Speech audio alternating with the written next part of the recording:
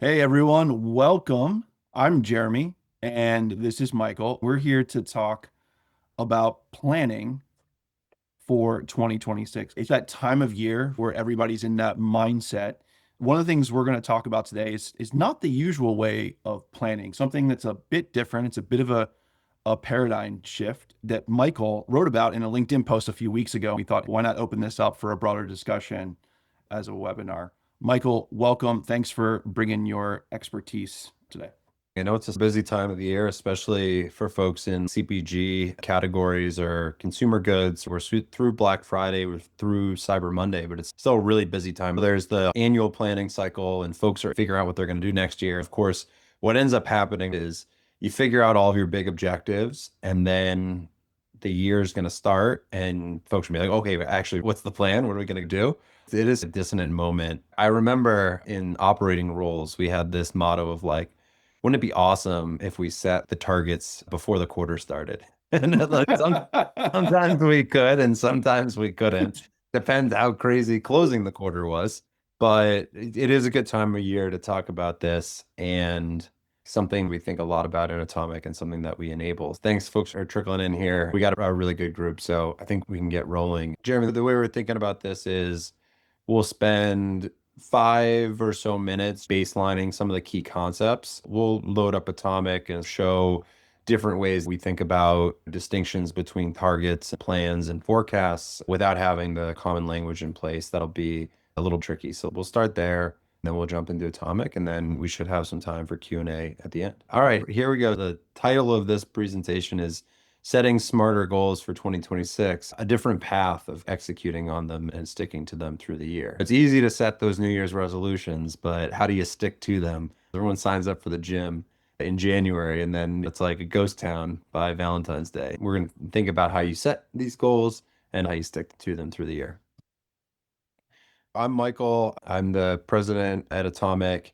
Jeremy is our head of customer experience. You've got the folks here who spend a lot of time thinking and talking about these topics with our clients. We're both former heads of demand planning at Tesla. We also have this lived experience of being operators and planners. We're not just theory here. We do the practice. This was a concept that as an operator initially took me coming to a realization at one point that these are different concepts and they're often used interchangeably as people talk about them. I think it's really important to set the baseline of understanding that these are three separate concepts, right? You have target, forecast, and plan. So target represents what we have aligned of what we want to happen. These are our goals.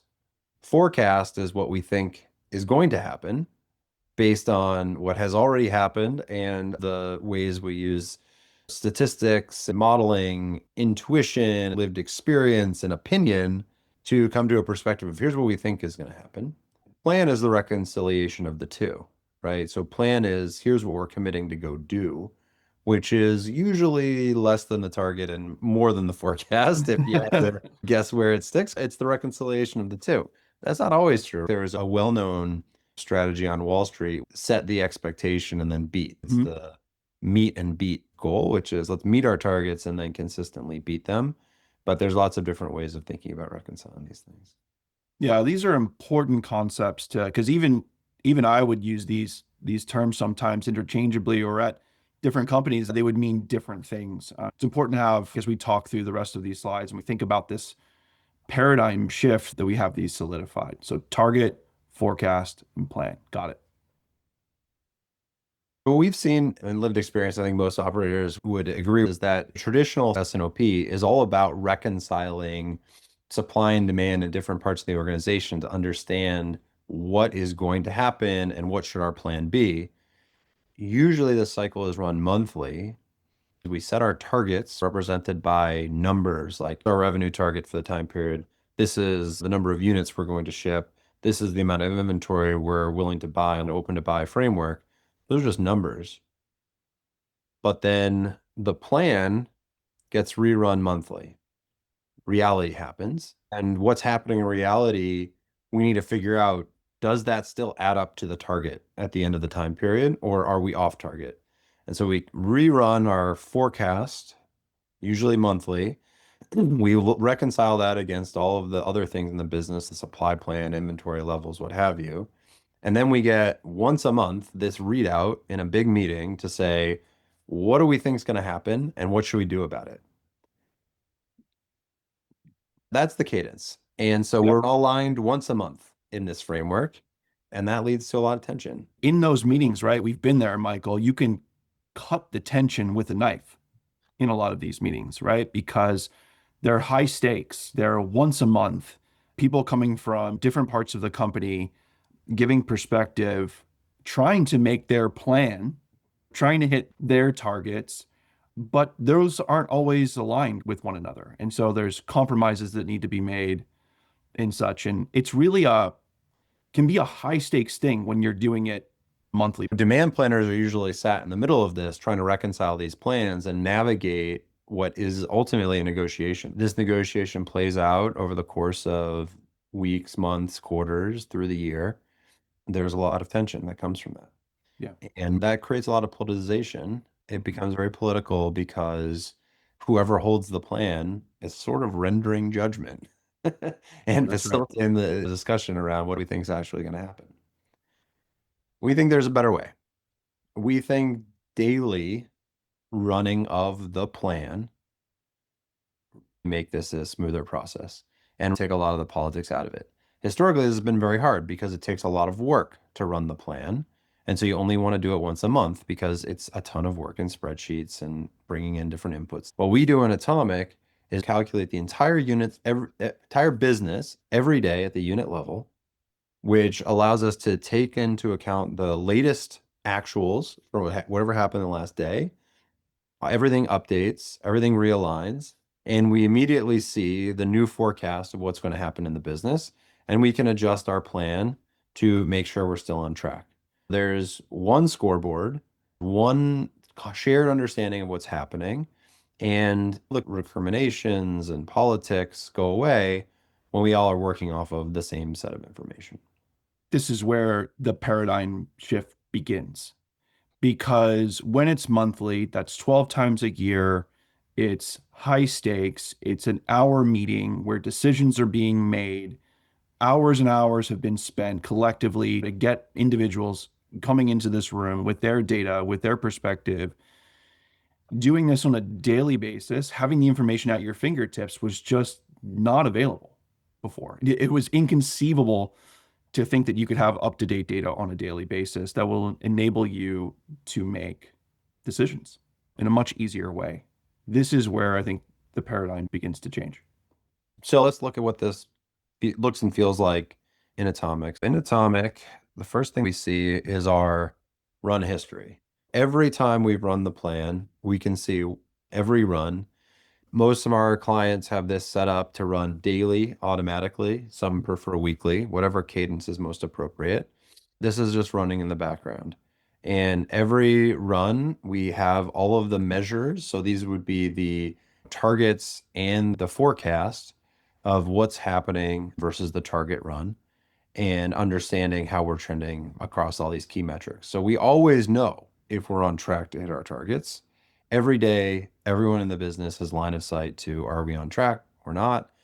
And we can see what's changed. So here's our latest run. We'll call this our forecast. And Atomic's going to update this as the named forecast. And let's compare our forecast of demand to our Q4 plan of record. I'm just going to zoom in Q4, which is October. We have overachieved in October and November, and we're on track to miss in December for the time period. So if I just want to look at Q4 in particular, I can do that. And now I can see where. And maybe I want to look on a weekly basis. I've got my 13 weeks. And I can see exactly where we're missing and why. We have most of our miss in e-com. It's a holiday season and on Amazon. And now I can zoom in and understand where the misses are coming from. This begins to answer the question immediately of where do we stand? Where are we? You go into the meeting, everyone wants to know, where do we stand? How are we doing? And with a few clicks, you now have that visibility up to today. It's not the data that we got from last week or 10 days ago that we had to prepare to come into this meeting with. This is the meeting where we talk about the data from today or yesterday.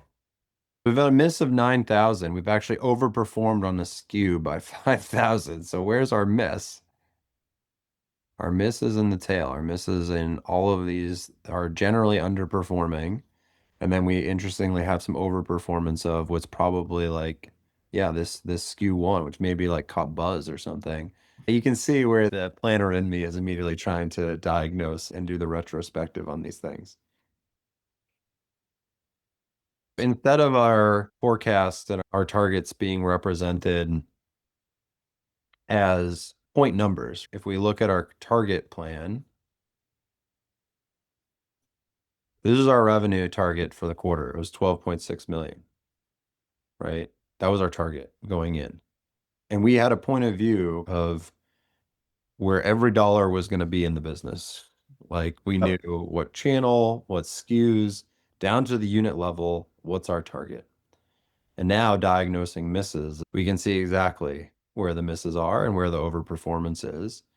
And hey, if I'm looking ahead to 2026 planning,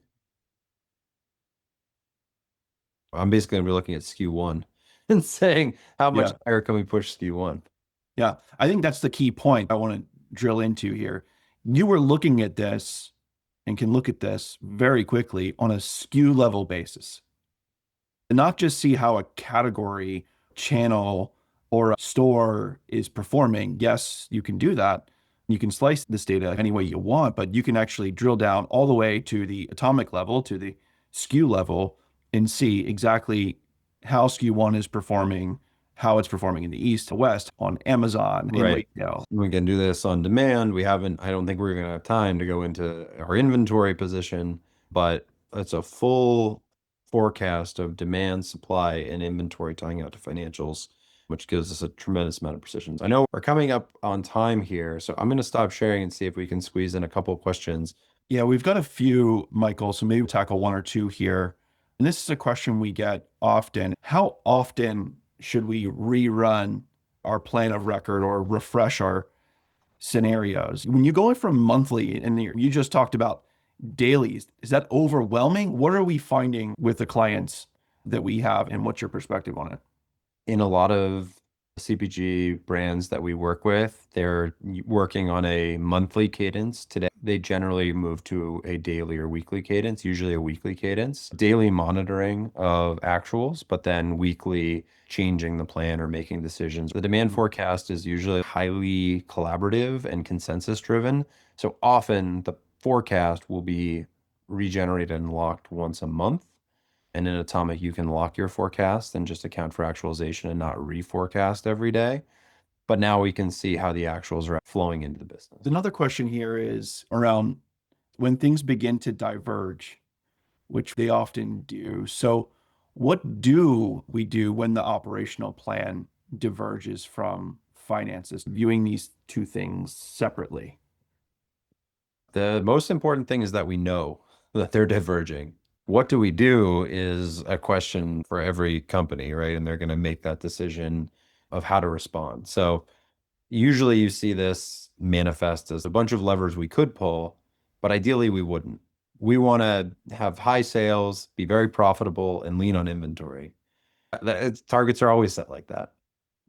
Well, sales are coming in softer than expected. It'd be good to know that.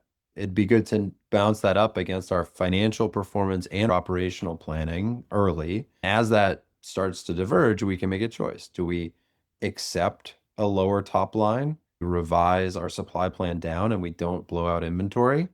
Or do we reject that, pull our demand levers like discounting or promos, and keep our supply plan in place? It's always some combination of those. Excellent. Well, Michael, thank you for sharing this paradigm shift and a new way of thinking about planning for 2026. If you need help, want some guidance or thoughts on building your 2026 simulation or walking through with your team this methodology, please reach out to us. That's why we built Atomic, to view things at the atomic level and to think about these things from this perspective. The thing that I would end with is to say, make your targets become living simulations, not guesses. You don't need to wait every month to figure out what's going on. These decisions can be made much more quickly, much more localized, and results will get better. So thanks, Michael, again for joining. We look forward to our next webinar, which will be in about a month. Keep everyone updated on that. Thanks for everyone for joining. We'll All right. talk to you soon.